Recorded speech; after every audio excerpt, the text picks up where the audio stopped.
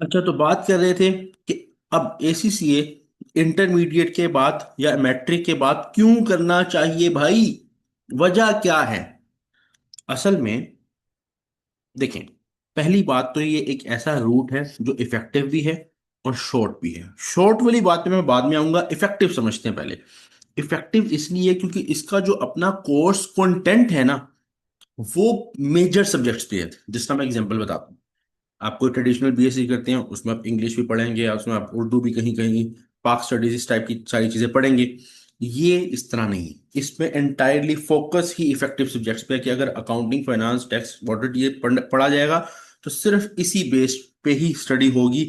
एक proper focus होगा उसी चीज पर। हर सब्जेक्ट की एक बड़ी हैवी अहमियत है। ऐसा नहीं कि ये सब्जेक्ट ऐसा हल्का है तो ये सब्जेक्ट मेन है, इस तरह कोई सीन नहीं है। हर सब्जेक्ट की अपनी एक अहमियत है। मेहनत से पास करके आपको ऑब्वियसली प्रोसीड करना होता है। अब शॉर्ट रूट किस तरह है मैं बताता हूँ। नॉर्मली अगर आप देखें, मैं नॉर्मली बता रहा हूँ, पहले आपने ये मिडिल वाली लाइन देखनी है, इसके मुताबिक बताऊंगा मैं आपको। आपने फॉर एग्जाम्पल मैट्रिक किया, ठीक है। 2 महीने बाद, 2 साल आपने इंटरमीडिएट पे लगाए, अगर आप इंटरमीडिएट के स्टूडेंट्स हैं। अगर आप मैट्रिक हैं तब भी बताता हूँ। अगर आप इंटरमीडिएट की 2 साल आपने मैट्रिक पे लगाए, अब अगर अगर आप बीएससी करते हैं, ट्रेडिशनल अकाउंटिंग वाली साइड पे जाते हैं मैट्रिक के बाद, इंटरमीडिएट के बाद, तो आप 4 साल लगाएंगे बीएससी पे, राइट। उसके बाद मास्टर्स अगर करना है तो 2 साल लगाएंगे मास्टर्स। तो आपकी यहाँ पे 16 ईयर्स एजुकेशन पूरी होगी as per Pakistan rule, right, as per HEC. कितने साल लगे? 2 साल मैट्रिक, 4 साल ये और 2 साल ये, total 2+4+2, it will be 8 years. मतलब मैट्रिक के बाद आपके 8 साल लग रहे हैं आपको एक 16 years, sorry sorry, 18 years education पूरे करने के लिए। 16 नहीं, 18 ईयर्स एजुकेशन पूरे करने के लिए।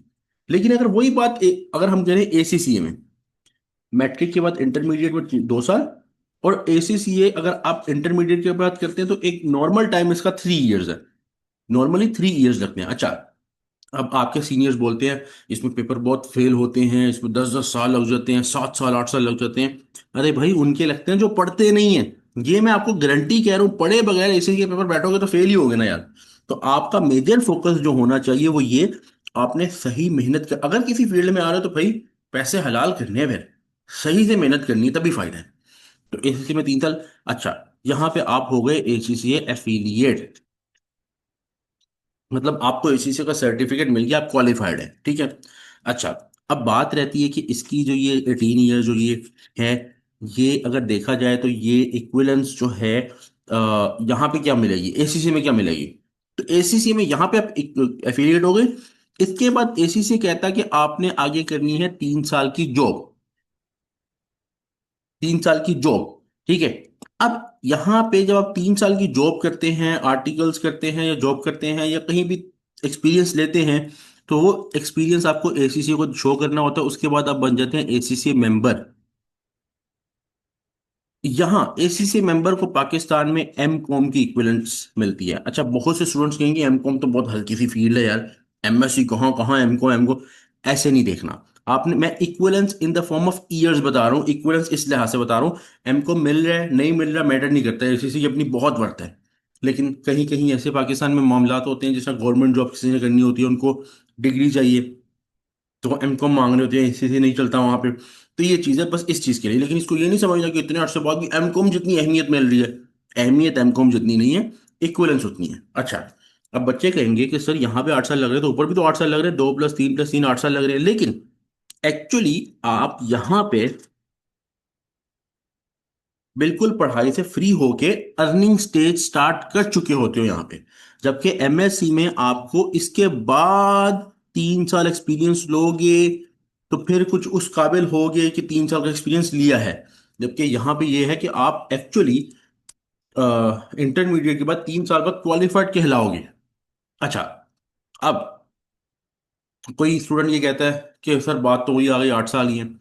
8 साल नहीं है, क्योंकि मैं ये नहीं कह रहा कि आपको ने कोई जॉब जो करनी है वो कोई छोटी मोटी जॉब करनी है। आप कंपनीज ज्वाइन कर सकते हैं। नो डाउट शुरू में सैलरीज कम होती हैं, सैलरीज नॉर्मल एक होती हैं, लेकिन with the passage of time 3 साल तक आप इतने पावे बन जाते हो भाई कि आपको एमकॉम की इक्विवेलेंस साथ मिल जाती है, वो समझो कि आप उसको भूल जाओ एमकॉम इक्विवेलेंस को। आप अपना एससीसी एफिलिएट की बेस पे, आपकी पावर है एससीसी एफिलिएट बन के, बस आप अपनी जॉब्स करो, जब 3 साल हो तो एमकॉम की इक्विवेलेंस आपको मिल जाएगी। लेकिन ऐसा नहीं है कि आप इसे बोलोगे आपको पढ़ते ही रहना है, पढ़ते ही रहना है, ऐसा नहीं है। यानी कि इफेक्टिवली एससीसीए आपके इंटरमीडिएट के बाद सिर्फ 3 साल लेगा।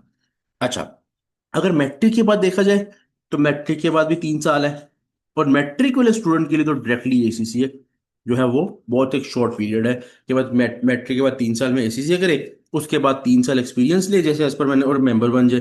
अच्छा, अब यहाँ पे इंटरमीडिएट के स्टूडेंट्स कहेंगे कि सर हमने जो 2 साल इंटरमीडिएट किए तो वो जाया गया। देखिए, उसको मैं एक्चुअली कहूँ अगर, तो किसी हद तक वो जाया गया। उसकी रीजन ये नहीं मैं कहूंगा कि इसका डीमोटिवेट होने की जरूरत नहीं है, क्योंकि मैट्रिक वाले बच्चे के लिए भी एसीसीए वैसा ही है जिस तरह इंटरमीडिएट वाले बच्चे के लिए। 3 साल उसको भी लगना, 3 साल उसको भी। एसीसीए करने के बाद कोई आपसे नहीं पूछेगा आपने मैट्रिक के बाद किया या इंटर के बाद किया। लेकिन अगर आपने 2 साल अब लगा लिए हैं और अब आप ये ओरिएंटेशन देख रहे हैं तो नो इशू। और अगर आप मैट्रिक के स्टूडेंट हैं तो डायरेक्टली स्टार्ट करें ACCA, that will save your 2 years ये वाले एज वेल। ठीक है, मैं रिकमेंड पर्सनली करता हूँ कि इसी डायरेक्ट मैट्रिक के बाद किया जाए, लेकिन अगर कोई इंटरमीडिएट के बाद है तो उसमें कोई इशू नहीं है। तो it is saving your time, और आपको एक अच्छा पाथवे, एक कैरियर पाथवे अच्छा मिलेगा इसके बाद इंशाल्लाह। बस आप रेगुलरली इसको करें। मिलते हैं नेक्स्ट वीडियो में, देखते हैं आगे क्या पॉइंट्स हैं।